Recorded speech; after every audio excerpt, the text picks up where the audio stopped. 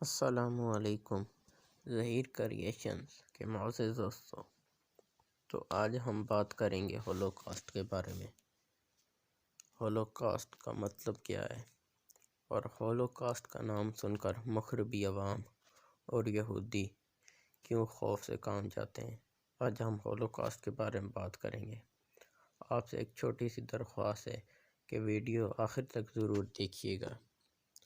معزز دوستوں، 1933 میں یورپ میں یہودیوں کی آبادی 90 لاکھ سے زیادہ تھی۔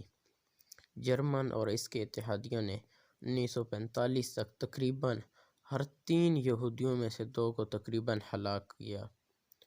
ہولوکاسٹ دوسری جنگ عظیم کے دوران سبق آموز واقعات کا مجموعہ ہے، اور یہودی وہ قوم ہے جس کے بارے میں کہیں بھی پوری دنیا میں ان کے بارے میں کوئی اچھی رائے نہیں پائی جاتی۔ شیکسپیئر جیسے ڈرامہ نگار نے بھی شائلاک نامی سود خوار اور ننگے انسانیت کا کردار کو یہودی مذہب کا پیروکار پہنایا۔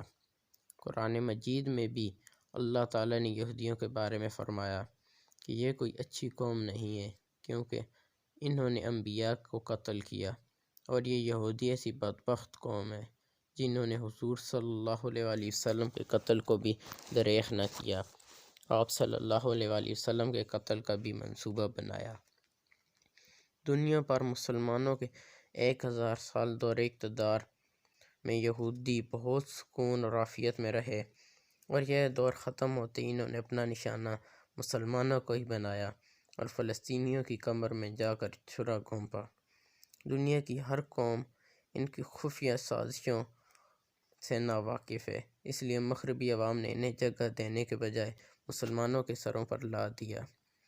پیارے دوستوں، یہودیوں کے عقائد، ذہنیت، تاریخ اور ان کا انجام قرآن کی اس آیت کا مصداق ہے، جس کا ترجمہ یہ ہے: ہم نے ان پر ذلت و مسکنت مسلط کر دی۔ ہولوکاسٹ کا مطلب کیا ہے؟ ہولوکاسٹ ایک یونانی الفاظ سے ماخوذ ایک مرکب ہے جس کا مطلب مکمل طور پر نظر آتش کرنا ہے۔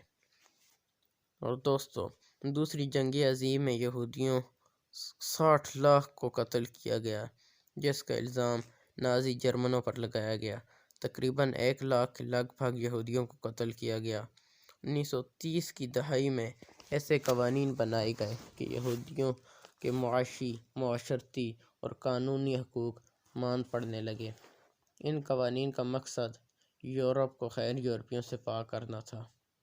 معزز دوستو، 1933 میں قوانین کا ایک مجموعہ منظور کیا گیا جس کے مطابق یہودیوں سے اہم علاقے اور اہم مقاصد خالی کروا لی گئے، اور ان کو تمام نیچے سے لے کر عدالتوں میں جج تک ان کو ہٹایا گیا۔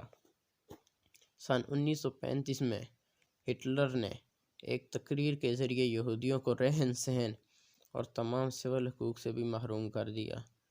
اس مقصد کی خاطر ایسے کیمپس بنائے گئے جہاں یہودیوں کو غلام بنا کر مشقت کرائی جاتی، اور ان سے اتنی مشقت کرائی جاتی کہ کچھ تو مشقت کے دوران ہی مر جاتے، اور جو بچ جاتے ان پر طبی تجربات کر کے معذور کر دیا جاتا، اور پھر انہیں موت یا ہوش میں اتار دیتے۔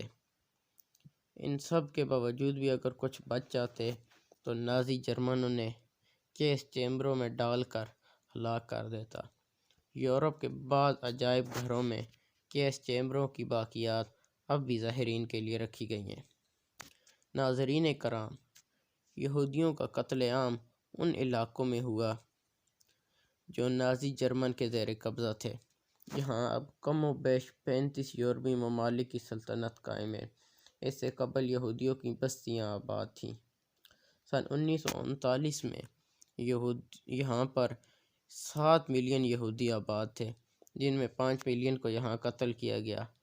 ہٹلر کا پختہ نظریہ اور عقیدہ تھا کہ فری مینسز بھی یہودیوں میں سے ہیں، چنانچہ ان کیمپوں میں انہیں زبردستی سرخ کپڑے پہنائے جاتے، اور 1 لاکھ سے 2 لاکھ کی تعداد میں انہیں ان کیمپوں میں نازیوں نے ہلاک کیا۔